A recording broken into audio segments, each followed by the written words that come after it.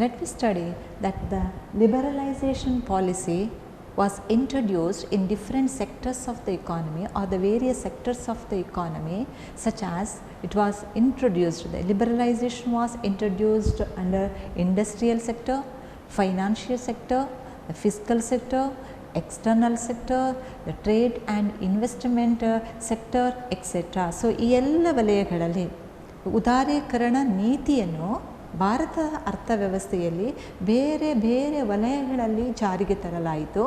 ಅದು ಕೈಗಾರಿಕಾ ವಲಯ, ಹಣಕಾಸಿನ ವಲಯ, ಟ್ಯಾಕ್ಸ್ ಕೋಶೀಯ ವಲಯ ಎಂಬುದಕ್ಕೆ ತೆರಿಗೆಯ ವಲಯ ಎಂಬುದಕ್ಕೆ ಕರಿತೇವೆ. ಅದೇ ರೀತಿ ಬಾಹ್ಯ ವಲಯ, ಫಾರಿನ್ ಎಕ್ಸ್ಚೇಂಜ್ ಸೆಕ್ಟರ್, ವಿದೇಶಿ ವಿನಿಮಯದ ವಲಯ ಅಂತ ಕರಿತೇವೆ, ಬಾಹ್ಯ ವಲಯ. ಅದೇ ರೀತಿ ವ್ಯಾಪಾರ ಮತ್ತು ಹೂಡಿಕೆಯ ವಲಯ ಎಂಬುದಾಗಿ ಕರಿತೇವೆ. ಮೊದಲಿಗೆ ನಾವು ಈ ಉದಾರೀಕರಣ ನೀತಿಯನ್ನು ಕೈಗಾರಿಕಾ ವಲಯದಲ್ಲಿ ಯಾವ ರೀತಿ ಅನುಷ್ಠಾನಗೊಳಿಸಲಾಯಿತು, ಕೈಗಾರಿಕಾ ವಲಯದಲ್ಲಿ ಉದಾರೀಕರಣ ನೀತಿಯನ್ನು ಹೇಗೆ ಅನುಷ್ಠಾನಗೊಳಿಸಲಾಯಿತು. ಸೊ ಅದರ ಮೊದಲಿಗೆ ಈ ಉದಾರೀಕರಣ ಅಂತ ಹೇಳಿದರೆ ಏನು, what is the meaning of liberalization, what is this liberalization. So liberalization means it is the removal of all the restrictions in the economy. So removal of all the restrictions on all the controls in the economy. ಆರ್ಥಿಕತೆಯಲ್ಲಿರುವಂತಹ, specially ಆಗಿ ಯಾವುದೇ ಒಂದು ದೇಶದ ಅರ್ಥವ್ಯವಸ್ಥೆಯಲ್ಲಿರುವಂತಹ ಎಲ್ಲ ನಿಯಂತ್ರಣಗಳನ್ನು ತೆಗೆದುಹಾಕುವುದನ್ನು ನಾವು ಉದಾರೀಕರಣ ಎಂಬುದಾಗಿ ಕರಿತೇವೆ. ಎಲ್ಲ ಅಡೆತಡೆಗಳು ಏನಿದೆಯೋ, ಭಾರತದ ಆರ್ಥಿಕ ಚಟುವಟಿಕೆಗಳನ್ನು ನಡೆಸಬೇಕಾದ್ರೆ ಯಾವ ಅಡೆತಡೆಗಳು ಇದೆಯೋ ಆ ಅಡೆತಡೆಗಳನ್ನು, ನಿಯಂತ್ರಣಗಳನ್ನು ನಾವು ತೆಗೆದುಹಾಕುವುದನ್ನು ನಾವು ಏನು ಕರಿತೇವೆ, ಉದಾರೀಕರಣ ಎಂಬುದಾಗಿ ಕರಿತೇವೆ. ಸೊ ಉದಾರೀಕರಣವನ್ನು ನಾನು ಹೇಳಿದೆ ಮೊದಲಿಗೆ ಕೈಗಾರಿಕಾ ವಲಯದಲ್ಲಿ ಅನುಷ್ಠಾನಗೊಳಿಸಲಾಯಿತು ಅಂತ ಹೇಳಿದರೆ, ಕೈಗಾರಿಕಾ ವಲಯದಲ್ಲಿ ನಾವು ಈ ಉದಾರೀಕರಣ ನೀತಿಯನ್ನು ಜಾರಿಗೆ ತಂದಿರುವಂಥದ್ದು ಸರ್ಕಾರ. ಸೊ ಅದರ ಮೊದಲು ಉದಾರೀಕರಣ ಜಾರಿಗೆ ತರುವ ಮೊದಲು ನಮ್ಮ ಕೈಗಾರಿಕಾ ವಲಯದಲ್ಲಿ ಯಾವ ಎಲ್ಲ ನಿಷೇಧಗಳು ಇದ್ದವು. ನಾನು ಮೊದಲಿಗೆ ಹೇಳಿದೆ, ಉದಾರೀಕರಣ ಅಂತ ಹೇಳಿದರೆ ನಿಷೇಧಗಳನ್ನು ತೆಗೆದುಹಾಕುವುದು, ನಿಯಂತ್ರಣಗಳನ್ನು ತೆಗೆದುಹಾಕುವಂಥದ್ದು. ಹಾಗಾದರೆ ನಮ್ಮ ದೇಶದ ಕೈಗಾರಿಕಾ ವಲಯದಲ್ಲಿ ಇದ್ದಂತಹ ನಿಷೇಧಗಳು ಯಾವುದಿಲ್ಲ. So what are the restrictions in the industrial sector during or before 1991? They are, one, it is the industrial licensing. Industrial licensing ಅದನ್ನು ಕೈಗಾರಿಕಾ ಪರವಾನಗಿ ಎಂಬುದಾಗಿ ಕರಿತೇವೆ. ಹಾಗಾದರೆ ಇಂಡಸ್ಟ್ರಿಯಲ್ ಲೈಸೆನ್ಸಿಂಗ್ ಅಂತ ಹೇಳಿದರೆ ಏನು? The industrial licensing means the entrepreneur, any entrepreneur had to get the permission of the government to start or to close or to decide the amount of the goods could be produced. The government permission is needed to start or to close any industries. So ಯಾವುದೇ ಉದ್ಯಮಿಗಳು ಕೈಗಾರಿಕೆಗಳನ್ನು ಸ್ಥಾಪನೆ ಮಾಡಬೇಕಾದ್ರೆ, ಕೈಗಾರಿಕೆಗಳನ್ನು ಮುಚ್ಚಬೇಕಾದ್ರೆ ಅಥವಾ ಕೈಗಾರಿಕೆಗಳಲ್ಲಿ ಸರಕುಗಳ ಪ್ರಮಾಣವನ್ನು ನಿರ್ಧಾರ ಮಾಡಬೇಕಾದ್ರೆ ಸರಕಾರದ ಅನುಮತಿಯನ್ನು ಪಡೆಯುವುದನ್ನು ನಾವೇನು ಕರಿತೇವೆ, ಕೈಗಾರಿಕಾ ಪರವಾನಗಿ ಎಂಬುದಾಗಿ ಕರಿತೇವೆ.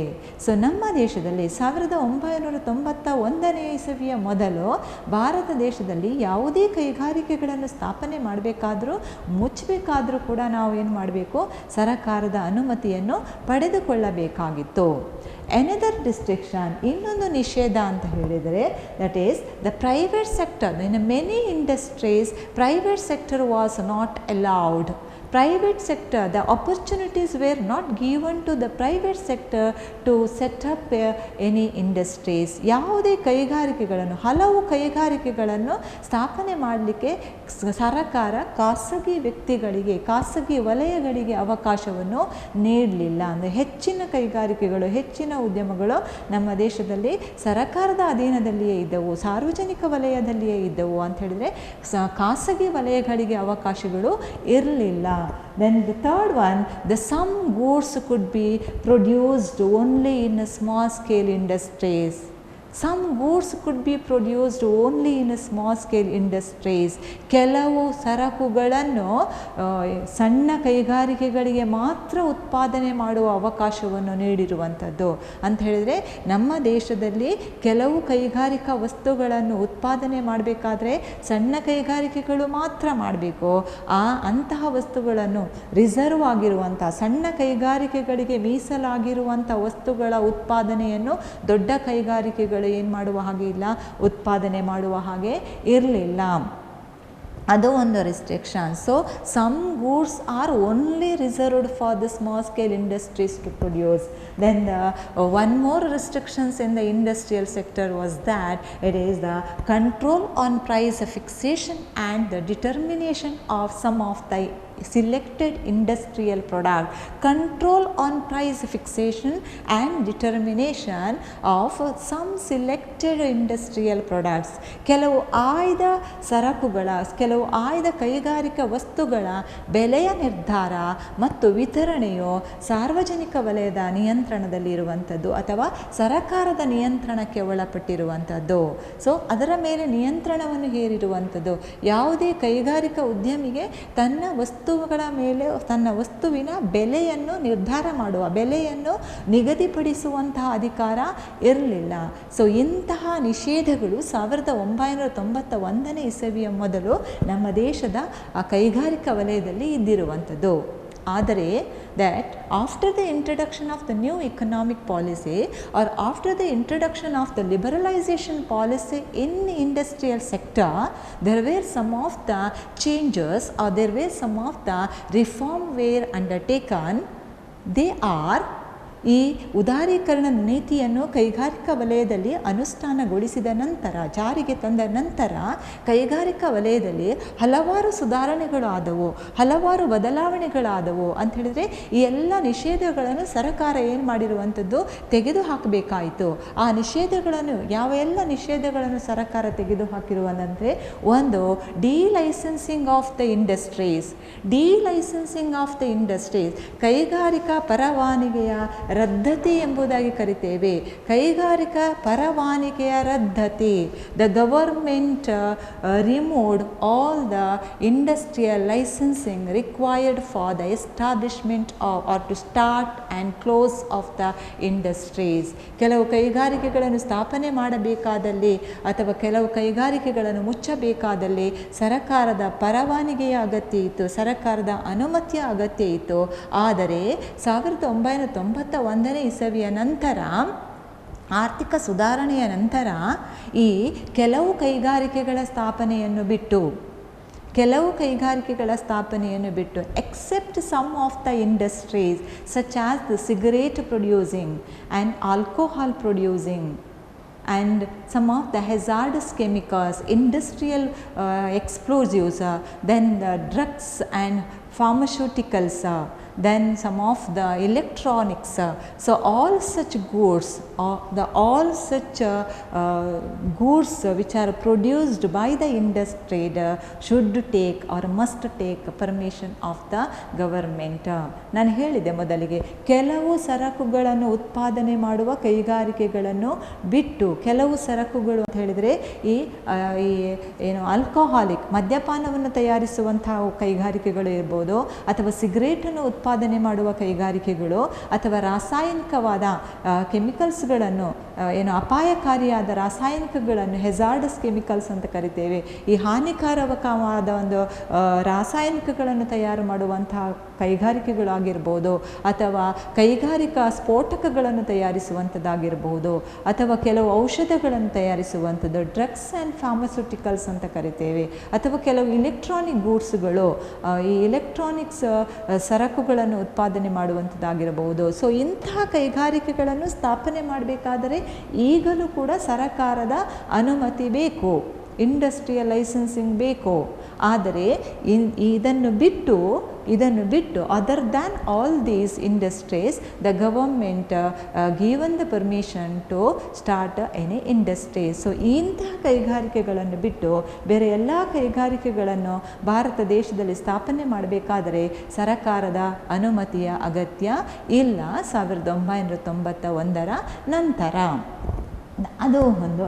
Next the private sector industries, there was given the more and more opportunities to the private sector industries after 1991. ನಾನು ಹೇಳಿದೆ ಒಂದು ನಿಷೇಧ ಇತ್ತು 1991ನೇ ಇಸವಿಯ ಮೊದಲು ಹೆಚ್ಚು ಕೈಗಾರಿಕೆಗಳನ್ನು ಸ್ಥಾಪನೆ ಮಾಡಬೇಕಾದ್ರೆ ಸಾರ್ವಜನಿಕರಿಗೆ ಮಾತ್ರ ಸರಕಾರಕ್ಕೆ ಮಾತ್ರ ಅವಕಾಶ ಇರುವಂಥದ್ದು, ಖಾಸಗಿ ವ್ಯಕ್ತಿಗಳಿಗೆ ಅವಕಾಶ ಇರಲಿಲ್ಲ.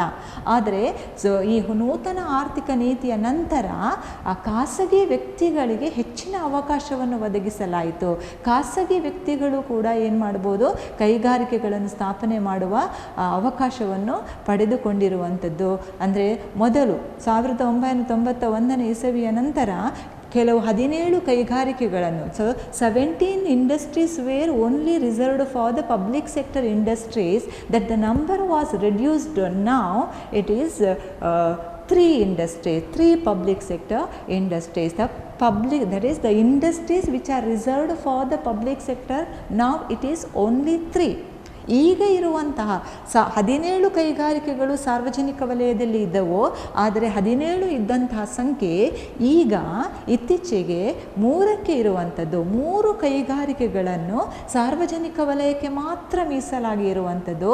ಅದು ಡಿಫೆನ್ಸ್ ಇಕ್ವಿಪ್ಮೆಂಟ್ ಇಂಡಸ್ಟ್ರೀಸ್, ರಕ್ಷಣಾ ಸಾಮಗ್ರಿಗಳನ್ನು ತಯಾರು ಮಾಡುವ ಕೈಗಾರಿಕೆಗಳು, ಅಟಾಮಿಕ್ ಎನರ್ಜಿ, ಅಣು ಬಾಂಬನ್ನು ತಯಾರು ಮಾಡುವ ಕೈಗಾರಿಕೆಗಳು, ಇನ್ನೊಂದು ರೈಲ್ವೆ ಟ್ರಾನ್ಸ್ಪೋರ್ಟ್. ನಮ್ಮ ದೇಶದಲ್ಲಿ ಸಂಪೂರ್ಣವಾಗಿ ಸರಕಾರದ ಅಧೀನದಲ್ಲಿರುವಂತಹ ಕೈಗಾರಿಕೆಗಳು ಅಂತ ಹೇಳಿದರೆ ಈ ರಕ್ಷಣಾ ಸಾಮಗ್ರಿಗಳು, ಅಣು ಬಾಂಬ್ ತಯಾರು ಮಾಡುವಂತಹ ಕೈಗಾರಿಕೆಗಳು, ಅದೇ ರೀತಿ ರೈಲ್ವೆ ಟ್ರಾನ್ಸ್ಪೋರ್ಟ್. ಉಳಿದ ಎಲ್ಲ ಕೈಗಾರಿಕೆಗಳನ್ನು ಏನು ಮಾಡ್ಬೋದು, ಖಾಸಗಿ ವ್ಯಕ್ತಿಗಳು ಪ್ರಾರಂಭಿಸ್ಬೋದು, ಖಾಸಗಿ ವ್ಯಕ್ತಿಗಳು ಸ್ಥಾಪನೆ ಮಾಡ್ಬೋದು. ನಿಮಗೆ ಗೊತ್ತಿದ್ದ ಹಾಗೆ ಇತ್ತೀಚೆಗೆ ಸರಕಾರ ರೈಲು ಸಾರಿಗೆಯನ್ನು ಕೂಡ ಏನು ಮಾಡಲಿಕ್ಕೆ ಪ್ರಾರಂಭ ಮಾಡಿದೆ, ಖಾಸಗೀಕರಣಗೊಳಿಸಲಿಕ್ಕೆ ಪ್ರಾರಂಭ ಮಾಡಿರುವಂಥದ್ದು. ಆ ಪ್ರಕ್ರಿಯೆಗಳು, ರೈಲು ಸಾರಿಗೆಯ ಖಾಸಗೀಕರಣದ ಪ್ರಕ್ರಿಯೆಗಳು ಏನಾಗ್ತಾ ಇದೆ, ನಡೀತಾ ಇರುವಂಥದ್ದು. ಸೊ ಇಷ್ಟರ ಮಟ್ಟಿಗೆ ಇಷ್ಟರವರೆಗೆ 3 ಕೈಗಾರಿಕೆಗಳು ಮಾತ್ರ ಏನಾಗಿದೆ, public sector industries. Then all other industries are a private sector, means the private individuals can start any industries. Then one more reform is that the some goods could be only reserved for the small scale industries before 1991. 1991ನೇ ಇಸವಿಯ ಮೊದಲು ಕೆಲವು ವಸ್ತುಗಳನ್ನು, ಕೆಲವು ಸರಕುಗಳನ್ನು ಸಣ್ಣ ಕೈಗಾರಿಕೆಗಳಿಗೆ ಮಾತ್ರ ಮೀಸಲಾಗಿ ಇರಿಸಿದವು. ಆದರೆ 1991ರ ನಂತರ there were a de-reservation of the some of the products of small scale industries. De-reservation, ಸಣ್ಣ ಕೈಗಾರಿಕೆಗಳಿಗೆ ಮೀಸಲಾಗಿರುವ ಕೆಲವು ವಸ್ತುಗಳನ್ನು ಮೀಸಲಾತಿಯಿಂದ ಏನು ಮಾಡಲಾಯಿತು, ಹೊರಕ್ಕೆ ತೆಗೆಯಲಾಯಿತು. ಅಂದರೆ ಮೀಸಲಾತಿಯಿಂದ ಮುಕ್ತಗೊಳಿಸಲಾಯಿತು ಅಂತ ಹೇಳಿದರೆ, ಯಾವ ಸಣ್ಣ ಕೈಗಾರಿಕೆಗಳಿಗೆ ಮೀಸಲಾಗಿದ್ದ ಸರಕುಗಳ ಉತ್ಪಾದನೆಯ ಅವಕಾಶವನ್ನು ದೊಡ್ಡ ಕೈಗಾರಿಕೆಗಳಿಗೆ ನೀಡಲಾಯಿತು. That is the large scale industries. After 1991, the large scale industries can produce the such goods which are reserved for the small scale industries. Then one more, control of price fixation and distribution. ಯಾವುದೇ ಕೈಗಾರಿಕಾ ವಸ್ತುಗಳ ಬೆಲೆಯ ನಿರ್ಧಾರ ಮತ್ತು ಅದರ ವಿತರಣೆಯ ಅಧಿಕಾರವನ್ನು ಸಾರ್ವಜನಿಕ ವಲಯಕ್ಕೆ, ಸರಕಾರದ ನಿಯಂತ್ರಣಕ್ಕೆ ಒಳಪಟ್ಟಿರುವಂಥದ್ದು. ಆದರೆ 1991ರ ನಂತರ the market has been given market has been allowed to determine the prices of the industrial product. ಅಂತ ಹೇಳಿದರೆ ಈ ಮಾರುಕಟ್ಟೆಯು ಸರಕುಗಳ, ಕೈಗಾರಿಕಾ ಸರಕುಗಳ ಬೆಲೆ ಮತ್ತು ವಿತರಣೆಯನ್ನು ನಿಗದಿಪಡಿಸುವ ಅಧಿಕಾರವನ್ನು ನೀಡಿರುವಂಥದ್ದು. ಅಂದರೆ ಬೆಲೆಯ ಮಾರುಕಟ್ಟೆಯ ಶಕ್ತಿಗಳಿಂದ ನಿರ್ಧಾರವಾಗುವ ಅವಕಾಶ ಅಂತ ಹೇಳಿದರೆ, ವಸ್ತುಗಳ ಬೇಡಿಕೆ ಮತ್ತು ಪೂರೈಕೆಯ ಆಧಾರದ ಮೇಲೆ, ಮಾರುಕಟ್ಟೆಯ ಪೂರೈಕೆ ಮತ್ತು ಬೇಡಿಕೆಯ ಆಧಾರದ ಮೇಲೆ ವಸ್ತುಗಳ, ಕೈಗಾರಿಕಾ ವಸ್ತುಗಳ ಬೆಲೆಯನ್ನು ಏನು ಮಾಡ್ಬೋದು, ನಿಗದಿಪಡಿಸುವ ಅವಕಾಶವನ್ನು ನೀಡಲಾಯಿತು 1991ರ ನಂತರ. ಸೊ ಈ ಎಲ್ಲ ಬದಲಾವಣೆಗಳು, ಈ ರೀತಿ ಇದ್ದ ನಿಷೇಧಗಳು ಈ ರೀತಿಯಾಗಿ ಏನಾಗಿರುವಂಥದ್ದು, ಬದಲಾಗಿರುವಂಥದ್ದು ಯಾವುದರ ವಲಯದಲ್ಲಿ, ಕೈಗಾರಿಕಾ ವಲಯದಲ್ಲಿ. ಇದನ್ನು ನಾವು ಕೈಗಾರಿಕಾ ವಲಯದಲ್ಲಿ ಆಗಿರುವಂತಹ ಸುಧಾರಣೆಗಳು ಎಂಬುದಾಗಿ ಅಧ್ಯಯನ ಮಾಡುವಂಥದ್ದು. Next, the liberalization policy was also introduced in financial sector. Financial sector. What is this financial sector consisted of? Financial sector includes commercial banks, commercial bank, investment bank, commercial banks, investment bank, then foreign exchange market,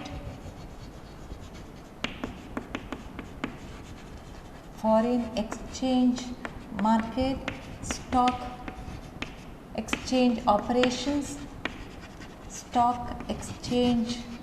operations, etc. So all these called as financial sector. Financial sector ಅಂದರೆ ಹಣಕಾಸಿನ ವಲಯದಲ್ಲಿ ಈ ಉದಾರೀಕರಣ ನೀತಿಯನ್ನು ಕೂಡ ಜಾರಿಗೊಳಿಸಲಾಯಿತು. ಈ ಹಣಕಾಸಿನ ವಲಯ ಅಂತ ಹೇಳಿದರೆ ಯಾವುದೆಲ್ಲ?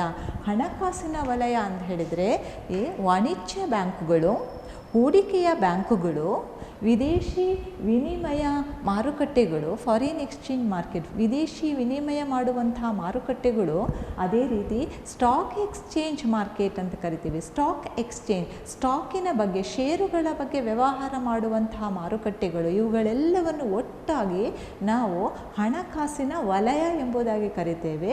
So all these financial sector R controlled by RBI. Controlled or regulated by RBI. ಹಣಕಾಸಿನ ವಲಯ ಅಂತ ಹೇಳಿದರೆ ನಾನು ಏನೆಲ್ಲ ಹೇಳಿದೆಯೋ ಈ ಎಲ್ಲ ವಲಯವನ್ನು ನಿಯಂತ್ರಣ ಮಾಡುವಂಥವರು, ರೆಗ್ಯುಲೇಟರ್ ಮಾಡುವವರು ಯಾರು? RBI, reserve bank of India. ಹಣಕಾಸಿನ ವಲಯದ ನಿಯಂತ್ರಣಕಾರನಾಗಿರುವವರು ಯಾರು?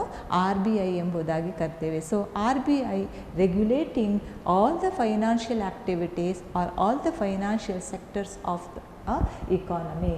Next, what are the restrictions which were in the financial sector before 1991? 1991ನೇ ಇಸವಿಯ ಮೊದಲು ಭಾರತದ ಹಣಕಾಸಿನ ವಲಯದಲ್ಲಿ ಇದ್ದಂತಹ ನಿಷೇಧಗಳು ಯಾವುದೆಲ್ಲ, ಯಾವ ಎಲ್ಲ ರೂಲ್ಸ್ಗಳು, ಯಾವ ಎಲ್ಲ ರಿಸ್ಟ್ರಿಕ್ಷನ್ಸ್ಗಳು ಇದ್ದವು ಎಂಬುದಾಗಿ.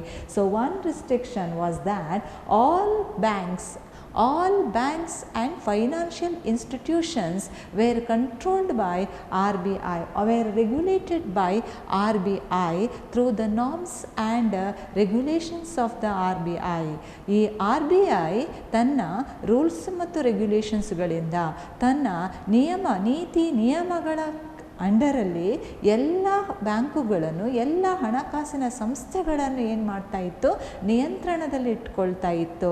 ಎಲ್ಲ ಹಣಕಾಸಿನ ಸಂಸ್ಥೆಗಳು, ಎಲ್ಲ ಬ್ಯಾಂಕುಗಳು ಈ ರಿಸರ್ವ್ ಬ್ಯಾಂಕ್ ಹೇಳಿದ ಹಾಗೆ ಏನು ಮಾಡಬೇಕಾಗಿತ್ತು? ಕೇಳಬೇಕಾಗಿತ್ತು. ಅದರ ಕೆಲವು ನಿಯಮಗಳನ್ನು ಪಾಲಿಸಬೇಕಾಗಿತ್ತು. Then one more restriction, that RBI decides the amount of the money with the bank can be held with themselves. So RBI decides the amount of the money that bank can keep with themselves. ಯಾವುದೇ ಬ್ಯಾಂಕುಗಳು ತಮ್ಮಲ್ಲಿ ಹೊಂದಿರುವ ಹಣದ ಪ್ರಮಾಣವನ್ನು ನಿರ್ಧಾರ ಮಾಡುವಂಥ ಅಧಿಕಾರವನ್ನು ಹೊಂದಿರುವುದು ಯಾವುದು? Reserve bank. ರಿಸರ್ವ್ ಬ್ಯಾಂಕ್ ನಿರ್ಧಾರ ಮಾಡ್ತದೆ ಯಾವ ಬ್ಯಾಂಕುಗಳು ತಮ್ಮ ಬ್ಯಾಂಕುಗಳಲ್ಲಿ ಎಷ್ಟು ಹಣವನ್ನು ಹೊಂದಿರಬೇಕು ಎಂಬುದಾಗಿ. Then the RBI is also decide the interest rate and the nature of lending to the various sectors of the economy. It decides the interest rate. ನಿಮಗೆಲ್ಲ ಗೊತ್ತಿದ್ದ ಹಾಗೆಯೇ ಈ ಯಾವುದೇ ಬ್ಯಾಂಕುಗಳು ಬಡ್ಡಿ ಕೊಡುವಾಗ ಆ ಬಡ್ಡಿಯ ದರವನ್ನು, ಬ್ಯಾಂಕುಗಳು ಸಾಲ ಕೊಡುವಾಗ ಸಾಲದ ನಿಯಮವನ್ನು, ಸಾಲದ ಲಕ್ಷಣವನ್ನು, ಅದನ್ನು ನಿಯಂತ್ರಣ ಮಾಡುವ ಅಧಿಕಾರವನ್ನು ಹೊಂದಿರುವಂಥದ್ದು reserve bank of India. So ಬೇರೆ ಬೇರೆ ಸೆಕ್ಟರ್ಸ್ಗಳಿಗೆ, ಬೇರೆ ಬೇರೆ ಕ್ಷೇತ್ರಗಳಿಗೆ ಯಾವ ಬಡ್ಡಿ ದರದಲ್ಲಿ, ಯಾವ ರೀತಿಯಲ್ಲಿ, ಯಾವ ಲಕ್ಷಣಗಳ ಆಧಾರದ ಮೇಲೆ ಸಾಲವನ್ನು ನೀಡಬೇಕು, ಈ ಎಲ್ಲ ಅಧಿಕಾರವನ್ನು ಎಲ್ಲ ಹಣಕಾಸಿನ ಸಂಸ್ಥೆಗಳ ಮೇಲೆ ತಾನು ಏನು ಮಾಡ್ತದೆ? ಈ ಅಧಿಕಾರವನ್ನು ಹೊಂದಿರುವಂಥದ್ದು reserve bank of India. So these are restrictions are These are the restrictions were in the financial sector. Then what are the changes were undertaken after 1991?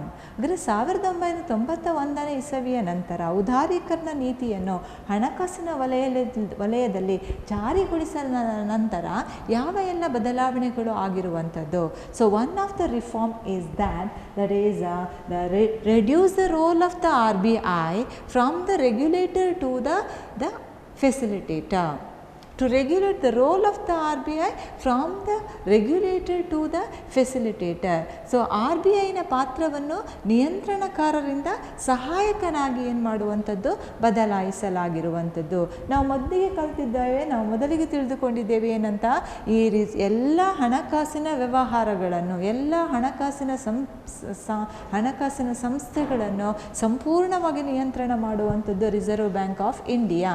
ಆದರೆ 1991ನೇ ಇಸವಿಯ ನಂತರ ಈ ರಿಸರ್ವ್ ಬ್ಯಾಂಕಿನ ಪಾತ್ರವನ್ನು, ಕರ್ತವ್ಯವನ್ನು ಏನು ಮಾಡಿತು, ಕಡಿಮೆ ಮಾಡಲಾಯಿತು.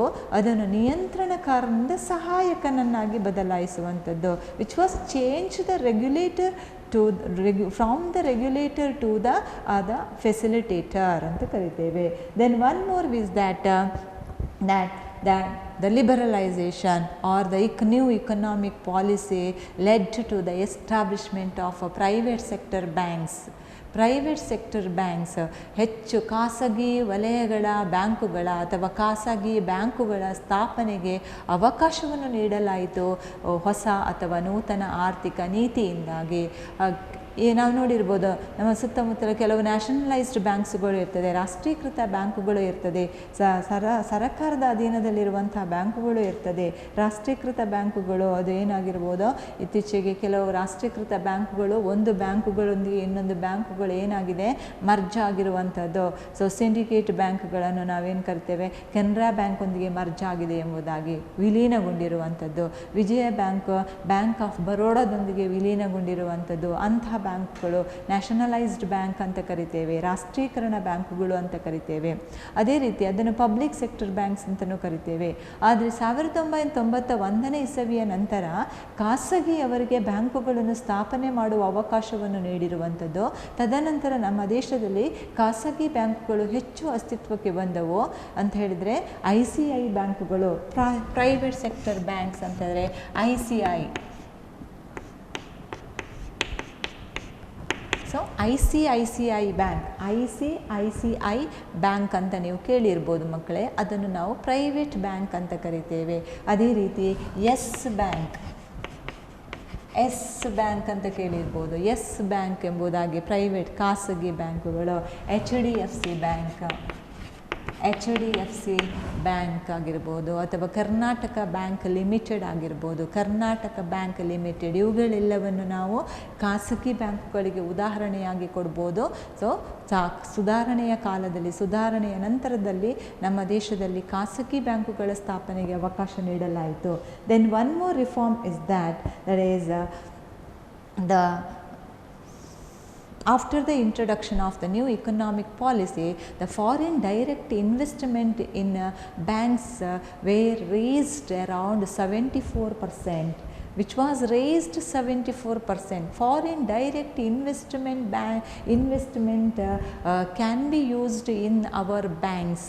ನಮ್ಮ ಭಾರತದ ಬ್ಯಾಂಕುಗಳಲ್ಲಿ ವಿದೇಶಿ ನೇರ ಹೂಡಿಕೆಯನ್ನು, ವಿದೇಶಿಗರ ಹಣವನ್ನು ನಮ್ಮ ದೇಶದಲ್ಲಿ ಏನು ಮಾಡ್ಬೋದು, ಹೂಡಿಕೆಯ ಮಾಡುವ ಅವಕಾಶವನ್ನು ನೀಡಿರುವಂಥದ್ದು.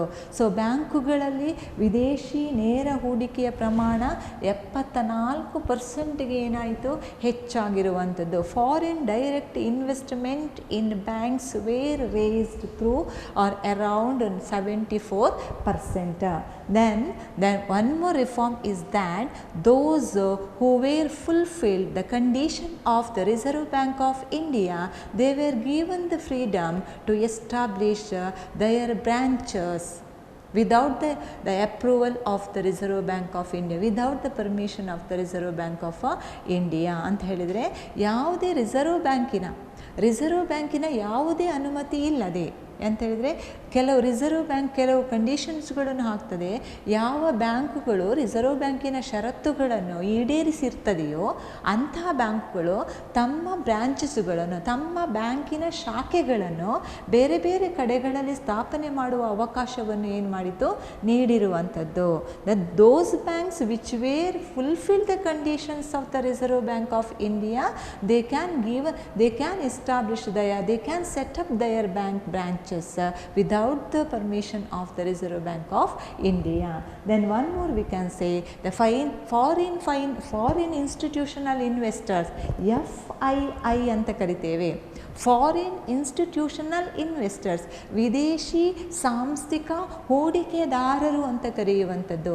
ವಿದೇಶಿ ಸಾಂಸ್ಥಿಕ ಹೂಡಿಕೆದಾರರಾಗಿರುವಂಥ ಮರ್ಚೆಂಟ್ ಬ್ಯಾಂಕುಗಳು, then mutual funds, then pension funds. So these foreign institutional investors can invest their money in Indian money market. ಇಂತಹ ಅಂತಾರಾಷ್ಟ್ರೀಯ ಅಥವಾ ವಿದೇಶಿ ಸಾಂಸ್ಥಿಕ ಹೂಡಿಕೆದಾರರು ತಮ್ಮ ಭಾರತದ ಹಣಕಾಸಿನ ಮಾರುಕಟ್ಟೆಯಲ್ಲಿ ಏನು ಮಾಡ್ಬೋದು, ಹೂಡಿಕೆಯ ಮಾಡುವ ಅವಕಾಶವನ್ನು ನೀಡಿರುವಂಥದ್ದು. ಭಾರತ ದೇಶದ ಹಣಕಾಸಿನ ವ್ಯವಹಾರದಲ್ಲಿ ಹೂಡಿಕೆ ಮಾಡುವ ಅವಕಾಶ ಯಾರಿಗೆ ಕೊಟ್ಟಿರುವಂಥದ್ದು, ವಿದೇಶಿಯ ಸಾಂಸ್ಥಿಕ ಹೂಡಿಕೆದಾರರಿಗೆ ಎಂಬುದಾಗಿ. Then the managerial aspect, that is the sum of the managerial aspects of the Reserve Bank of India have been retained with themselves, that is to safeguard the interest of the account holders and the nation. ಅಂದರೆ ಕೆಲವೊಂದು managerial aspects ಅಂತ ಕರಿತೇವೆ. Reserve ಬ್ಯಾಂಕಿನ ಕೆಲವು ಆಡಳಿತಾತ್ಮಕವಾದ ವಿಷಯಗಳು ಏನಿದೆ, ಆಡಳಿತ ನಡೆಸುವಂಥ ಕೆಲವು ವಿಷಯಗಳು ಏನಿದೆ, ಆ ಆಡಳಿತಾತ್ಮಕ ವಿಷಯಗಳನ್ನು ರಿಸರ್ವ್ ಬ್ಯಾಂಕಿನಲ್ಲಿ ಏನು ಮಾಡಿತ್ತು, ಇಟ್ಟುಕೊಂಡಿರುವಂಥದ್ದು. ಯಾವ ಕಾರಣದಿಂದಾಗಿ, ಗ್ರಾಹಕರ ಹಿತದೃಷ್ಟಿಯಿಂದಾಗಿ ಅಥವಾ ರಾಷ್ಟ್ರದ ಹಿತದೃಷ್ಟಿಯಿಂದ. ಗ್ರಾಹಕರ ನಂಬಿಕೆಯನ್ನು ಬ್ಯಾಂಕುಗಳು ಗ್ರಾಹಕರ ನಂಬಿಕೆ ವಿಶ್ವಾಸವನ್ನು ಗಳಿಸಬೇಕು. ಆ ವಿಶ್ವಾಸವನ್ನು ಗಳಿಸುವಂತಹ ದೃಷ್ಟಿಯಿಂದ, ಗ್ರಾಹಕರ ಹಿತದೃಷ್ಟಿಯಿಂದ ಮತ್ತು ದೇಶದ ಹಿತದೃಷ್ಟಿಯಿಂದ ಕೆಲವು ಆಡಳಿತಾತ್ಮಕವಾದ ವಿಷಯಗಳನ್ನು ರಿಸರ್ವ್ ಬ್ಯಾಂಕ್ ತನ್ನಲ್ಲಿ ಇಟ್ಟುಕೊಂಡಿರುವಂಥದ್ದು ಈ 1991ನೇ ಸುಧಾರಣೆಯ ನಂತರ. ಸೊ ಇದೆಲ್ಲವನ್ನು ನಾವೇನು ಕರಿತೇವೆ, ಹಣಕಾಸಿನ ವಲಯದಲ್ಲಿ ಆಗಿರುವಂತಹ ಸುಧಾರಣೆಗಳು. ಅಂದರೆ ಎಲ್ಲ ಬ್ಯಾಂಕುಗಳಲ್ಲಿ ಯಾವ ರೀತಿಯ ಬದಲಾವಣೆಗಳು ಆಗಿರುವಂಥದ್ದು, ಬ್ಯಾಂಕುಗಳಲ್ಲಿ ಹೂಡಿಕೆ ಮಾಡಿರುವಂಥ ಯಾವ ಎಲ್ಲ ಬದಲಾವಣೆಗಳು ಆಗಿರುವಂಥದ್ದು, ಅದೆಲ್ಲವನ್ನು ನಾವು ಫೈನಾನ್ಷಿಯಲ್ ಸೆಕ್ಟರ್ ರಿಫಾರ್ಮ್ಸ್ ಎಂಬುದಾಗಿ ಕಲಿಯುವಂಥದ್ದು.